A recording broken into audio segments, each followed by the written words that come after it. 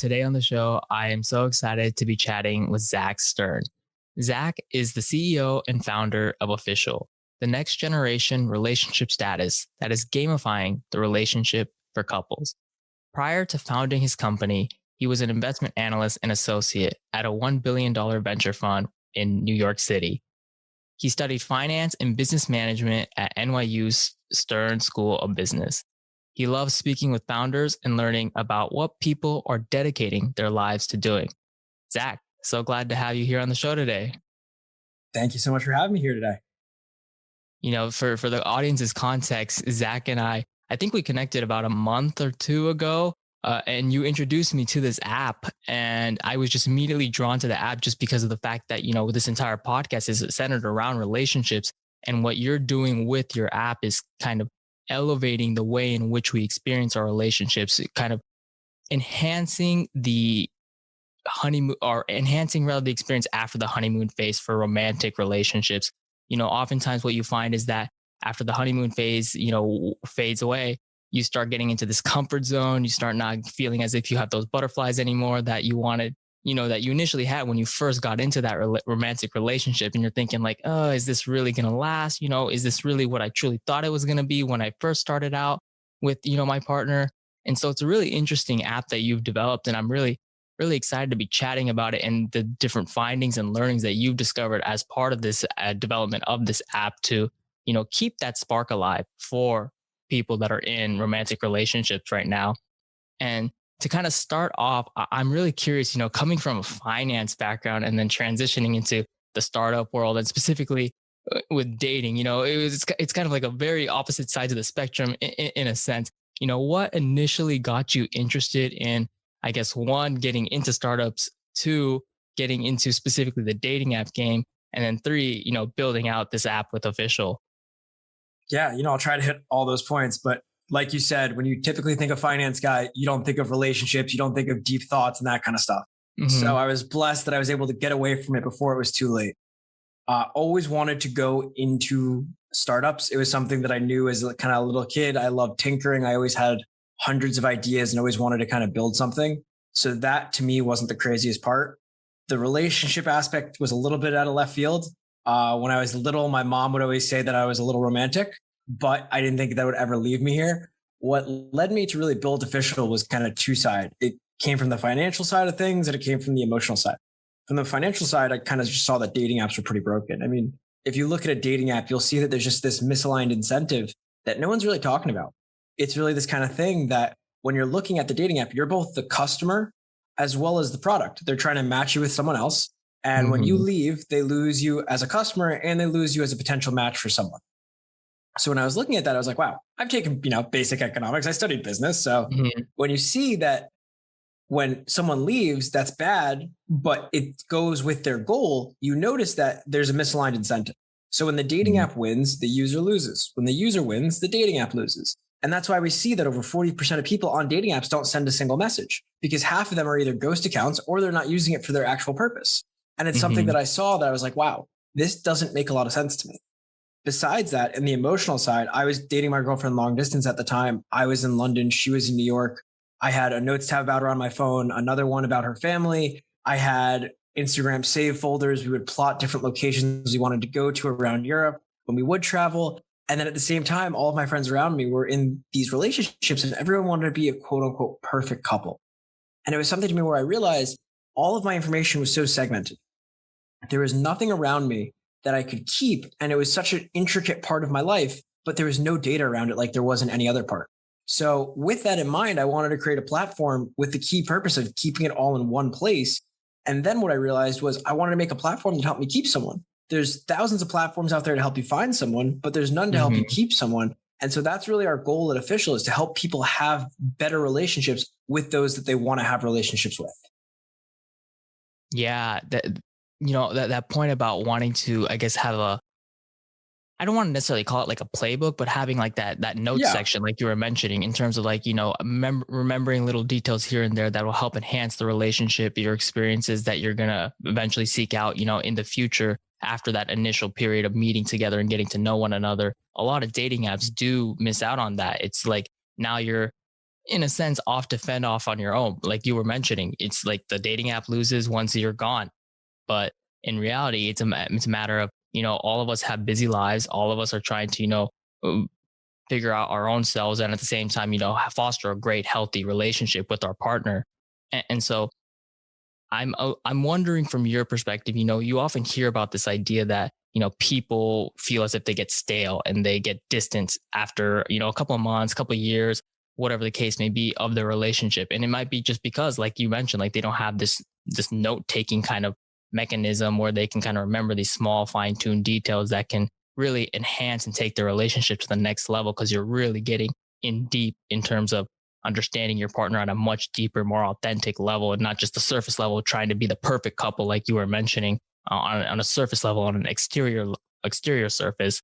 And so, from your time building official, what have you found are some of the key indicators that point to this type of relationship where it's starting to burn, the initial flame is starting to burn out, and how can people avoid going down that path with official, and just generally what you found?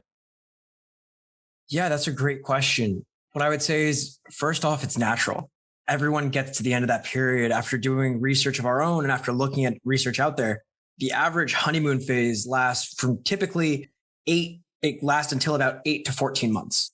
And what we see there is that natural feeling of kind of the butterflies starting to fade away is, you notice that love is hard. Love is something that is really a choice, and it's something that you have to put a lot of energy into. The best relationships are ones where people really put the effort into it. And I think that's something that's kind of the key point that people miss out. Love is not something that's easy, and it's not something that just happens and just stays there. Love is a journey, and it's something where you're growing with your partner for as long as you're with them. You're not just with them one day and then you're going to be with them tomorrow just because. It's really, you wake up every morning and you realize, wow, I'm lucky to have them in my life. And I want to work to better myself and better my relationship so I can. So I think that's kind of the first big thing, is that it's natural for so many people. And I would say a key indicator of this is just the fact that the more you do together is the better you can have your relationship. And that's kind of why we focused official on the first key point as helping couples do more together.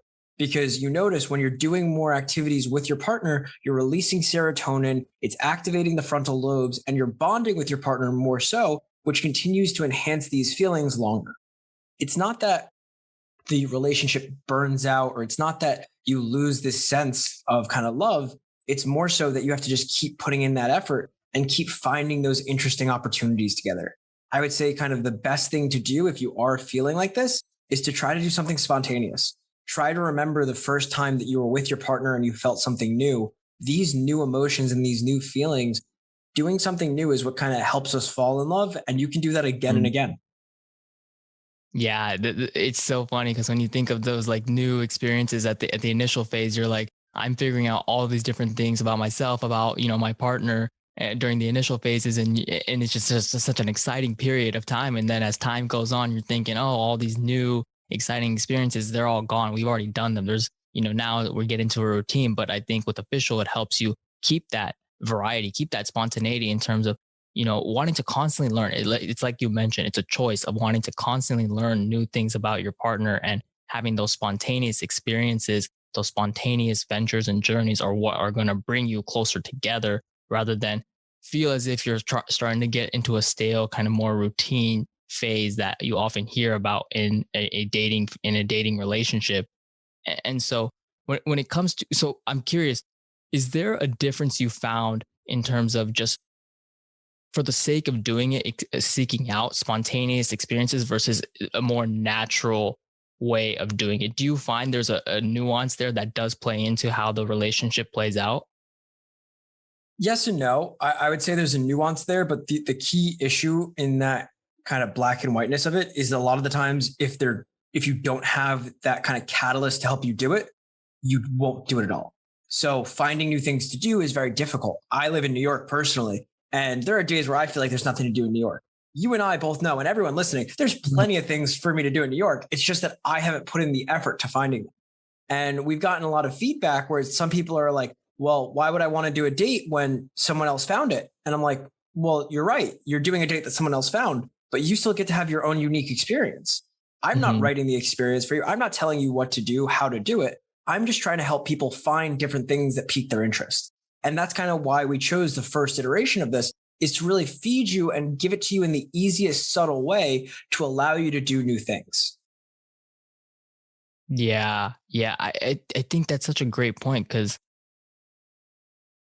people feel as if they always want to have the answer. They always have to feel as if it's an Yeah. original response in terms of, oh, I need to craft up a new idea from my own doing. It can't come from an external source. Otherwise, it doesn't. It feels cheap and gimmicky. And that's, I think there's a little bit of a stereotype of, oh, you're not planning a date. You're getting this date idea from someone else. Then, do you even really care about the relationship? But like you were mentioning, it's really more so about what that experience that you're actually experiencing with your partner ends up meaning, whether or not it's planned by someone. And some people, like, it might be the case, like you mentioned, being in New York City, there's so many things to do, but you just, might not know what to do. You don't know what's going to pique your interest, what's going to potentially pique your partner's interest. So you're in this like limbo kind of analysis paralysis. Oh, do I plan something? I don't know what to do. So I think official is really helping curate a lot of those different activities for then people to then explore and then, help enhance the relationship without feeling as if,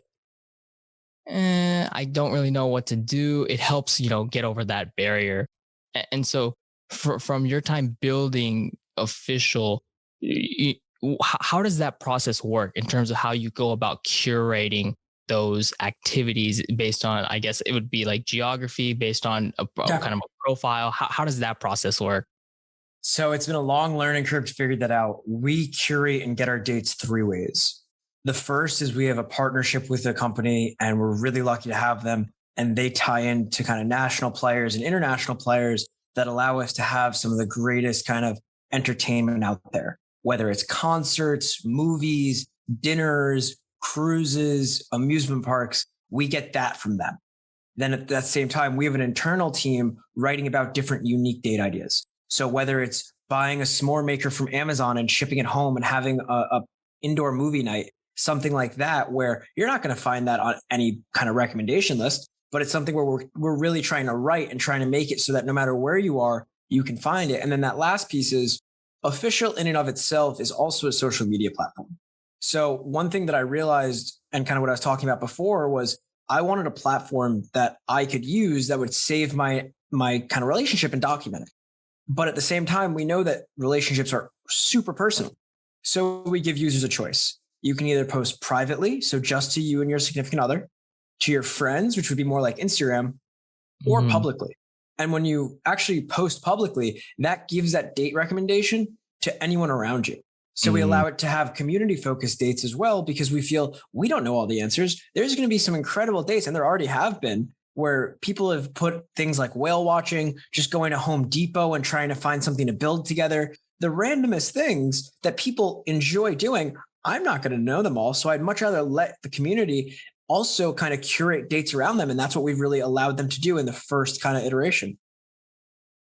Yeah, I love this whole social community aspect of the entire experience and app because it's more like, oh, we're all in this together, all of us around the world trying to figure out different experiences, different date ideas. And like you mentioned, not all of us have all the answers, but when others can kind of give you some ideas, give you some sources of inspiration, like, oh, that's actually a pretty cool idea. And you might think, oh, and your partner might be like, oh, what do you think about this idea? And you're like, I would have never thought you would have liked to have done that. And it's like, Zach and team didn't necessarily think of that either, but someone was able to Yeah. post that, and now, bam, you got a new experience. So I love that.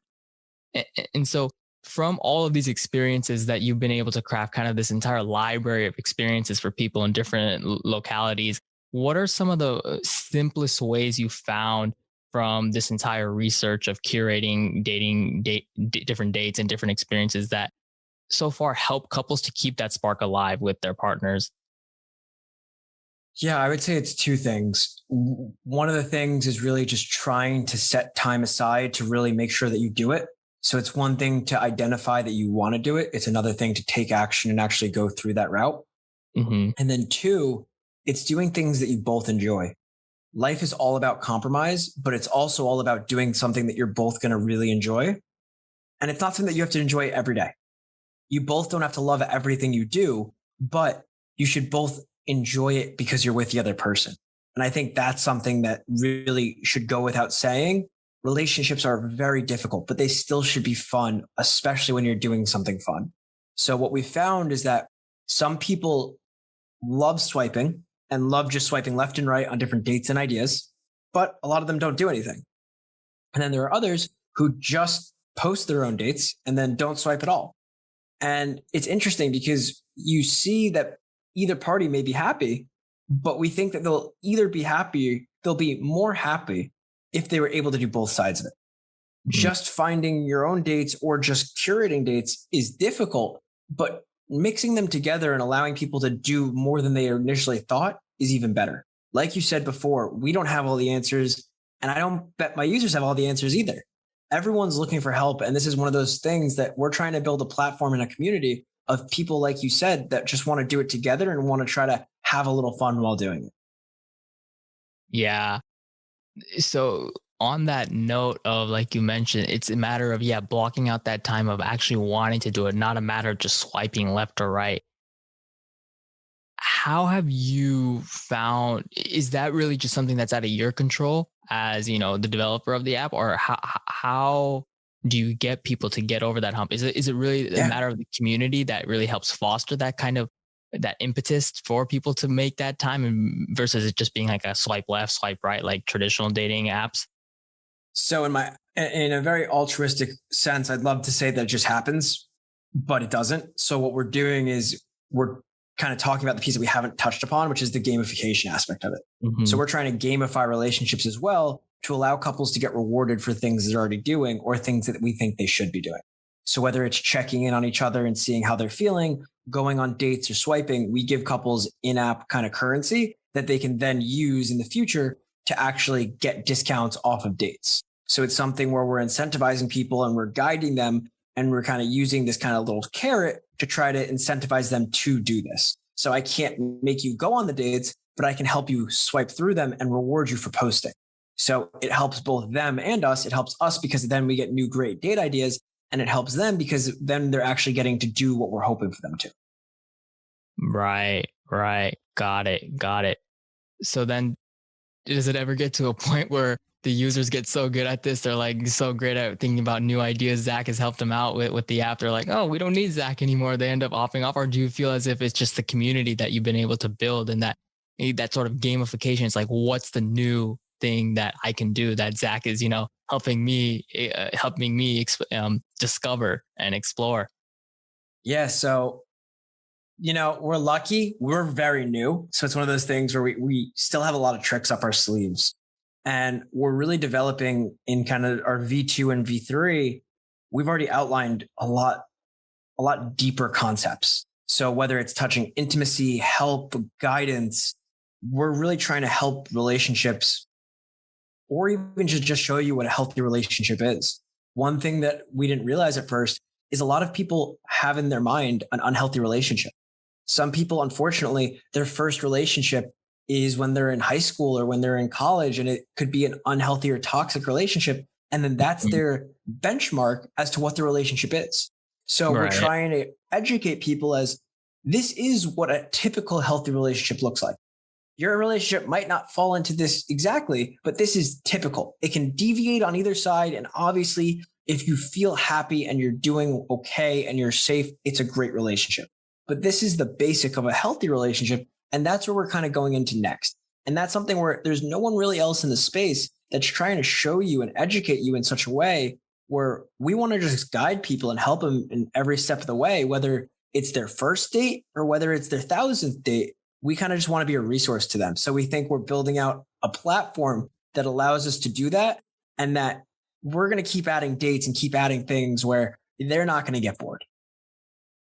No, yeah. I love this entire platform of giving all these different types of experiences to people. And yeah, I think it's more so like you mentioned, kind of taking it, incrementally, step by step. Next stage is, what does a healthy relationship mean? Getting into that deep psychology of potentially what people might be bringing in from past relationships into their current existing relationships to further enhance it and maybe rewire some of the way that some of the beliefs that they may have had to enhance their current relationship, and then the experiences that are curated on the platform are then helping them evolve that new mindset that they're developing. So I absolutely love it. And so Zach, what I like to do at the end of each and every single one of my podcast episodes is this final segment I call the three keys to relationship. And so this is a Okay. segment where I ask guests three questions to kind of gauge their own insight on relationship management. And these pertain to any and all relationships. So with, friends, family, your romantic Okay. partner, business colleagues, what have you. And these aren't quick fire questions as well either. So I'd love to hear you expand. And so the Got first it. question I have is what's your number one relationship red flag? So should I answer this to all relationships or should I keep it focused to kind of what I focus on? What would you prefer? Either or. We can do some of these questions, more specific maybe to romantic partnerships, but Okay. we can also expand it out to life at large as well. Maybe it's one and the same. I don't know. Or maybe we can do both answers separately. Got it. So I would say in a romantic relationship, the biggest red flag is when there's no trust. I would say that's something that is the foundation of any relationship. And if you don't have trust in the relationship, then it's not a healthy relationship Hmm. because you should be able to go to bed at night and know that your partner is going to be there for you in the morning and that everything's going to be okay. And without that kind of baseline of trust, you're not going to be able to develop and grow with that person the way you should. From an overall relationship status, I would say that kind of follows as well, whether it's family, friends, or business. Trust is something that you need at any level to have a strong relationship, whether romantic or not. Yeah, no, I completely agree. Trust is the foundation of everything. As cliche as it sounds, it takes forever to build up, but you can immediately go away within a second. And I think regardless, friendship, family, romantically, business wise, whatever type of relationship, trust is the foundation in terms of wanting to establish a healthy relationship, one in which, this entire podcast is centered around the idea that we want authentic, long lasting, sustainable relationships. And trust is the true foundation for that. And so the second question I have is what's the most underrated relationship quality in your opinion then? The most underrated quality I would have to say is sincerity. And I mean that in the sense that, especially in a romantic way, you need someone who you can be sincere with, but you also need someone who can be yourself with, whether that's kind of silly, crazy, weird. You need to find someone who can deal with your weird. And I think that's the most underrated quality because it's something where when you can be weird with your partner and they understand you and they make you feel accepted, it's the greatest feeling you can find. Yeah, no, definitely. You think of all the relationships, romantically, friend wise, business wise, like you think of those silly times that you have where you really just let loose and let your we often go around in the world of having this kind of mask up this persona on, but Oh, when in yeah. reality when you like you mentioned you just let yourself loose, you're super silly with someone, that's when you find the truest relationships that do matter. And that is something that hopefully I think this last year everyone has been able to adopt into their way of being and relating to others. So I absolutely love that. And the third and final question I have is what's your own mantra or slogan when it comes to relationships?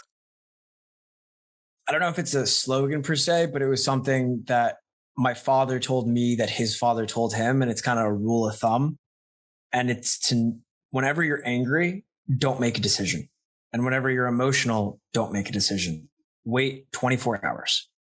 Let it subside and never make a real decision that can alter your life in a sense, in a massive way when you're upset, when you're emotional, or when you're angry, because it's something that you're not thinking clearly. And Mhm. especially in relationships, you never want to act under that kind of harsh reaction where you just jump into it and you get angry and you say, okay, we're done. Or, okay, I don't want to see you again or leave. And it's something that while you can take it back the way you say it, you can't take back its implications. So I Mhm. think that's something that for relationship management is something that I try to live by to the best of my abilities. No, yeah. That is such a great thing to keep in mind always. I've been on I personally been of the experience where I made some rash decisions under emotional duress, and We all it's have. hard to live by. It's hard to live by.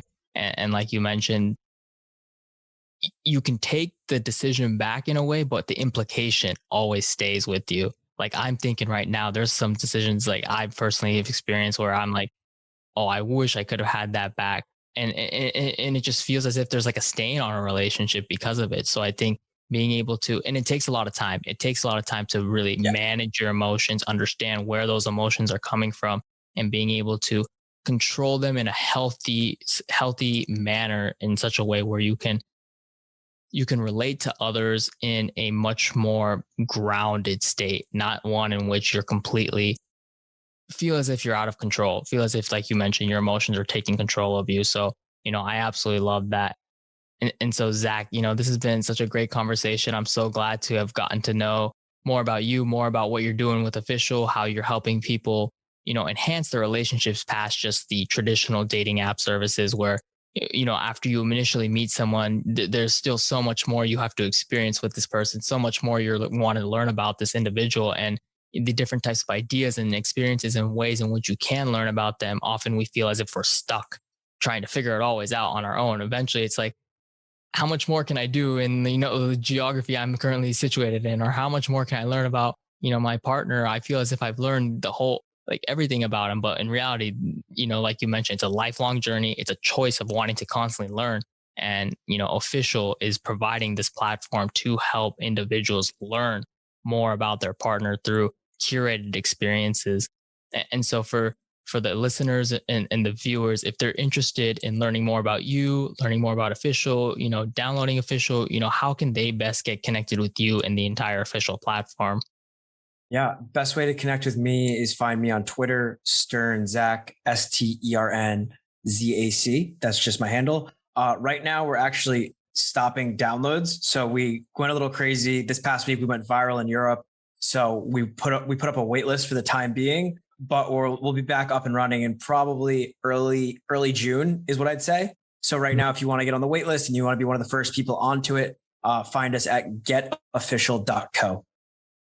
Okay, awesome. And yeah, I will be linking all of that down below in the show notes or the description for the viewers. And when this episode gets released, I think it'll be right around the time when the Perfect. app will be back out. So for those of you listening, you're jumping in at a perfect time when Zach and the entire Official team and platform is back up and running. So Zach, I definitely enjoyed talking to you today to learn more about what Official is all about, all of the different research that has gone on behind Official, and learning how to further enhance a romantic partnership past just the original ways in which traditional dating apps and dating app services are going about it. And so I'd love to leave some time here for you to kind of leave your own kind of official stamp, some words of wisdom or any other lasting messages you'd love to leave with the audience. Okay, putting me on the spot. I like it. Uh, I would say the biggest thing that I could leave anyone with is just the thought that whoever you're with, they should make you feel like you're living another day for a reason. And a lot of people are out there who do this, whether it's in their romantic lives or whatever it is, but live your life for a purpose and try to find something. The best way to do that is by finding people to share it with. And it doesn't have to be romantic. It can be colleagues, it can be friends, it can be family, but always make sure to find people around you who, when something's not right, you can just go to them, give them a hug, and just not talk for a minute, because sometimes we all just need a reset.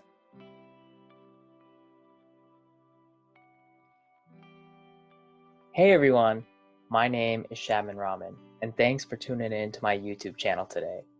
I hope you found this episode of the Between Us podcast enjoyable, and that you're walking away feeling entertained, inspired, and/or motivated. If you particularly enjoyed this episode, please go ahead and smash the like button down below and leave your thoughts in the comments section. And if you'd like to go ahead and keep up with the podcast, go ahead and follow our social media. And please go ahead and subscribe to the channel and turn on the notification bell, so that way you can find out about new episodes as soon as they're released. Until next time, everyone, take care, and we'll see you all in the next episode.